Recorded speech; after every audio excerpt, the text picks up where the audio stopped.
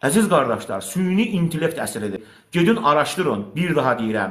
Şah İsmailin Azərbaycan coğrafiyasında, Azərbaycan Respublikası ərazisində xüsusilə heç bir qətliamı olmayıb. Hamısı böhtandır, hamısı iftiradır. Gedin araşdırın. Adamın biraz insafı olar da, insaf. Şah İsmailin qətliamı olmaya. Siz niyə görə Şah İsmail onu elədi bunu? Ümumiyyətlə orta əsrlərdə insanlar, hökümdarlar gül çiçəklə devlət qururdu. Şah İsmail gəldi qılıncla qurdu. Orta əsrlərdə hansı hökümdar devləti gül çiçəklə qurub?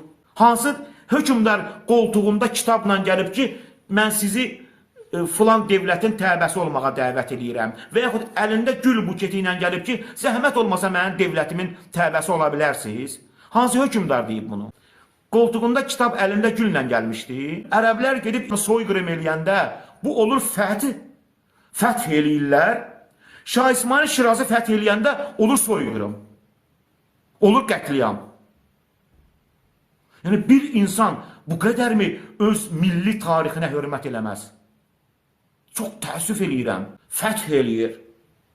Amma Şah İsmail gedib Şirazı tutanda, Heratı tutanda olur qətliam. Bu nə qədər milli qürursuzluqdur, bu nə qədər özünə hörmətsizlikdir. Gəlin əyri oturub düz danışaq da, qardaş, başına dönüm sən. Mən burada, belə deyim, mən sizlə burada bir qardaş kimi danışıram, başınıza dönüm. Mən burada Amerika kəşf eləmirəm, yəni nə var odur. Mən çox təəssüf eləyirəm, vallahi billahi çox təəssüf eləyirəm. Bir Azərbaycanlı olaraq, nəysə.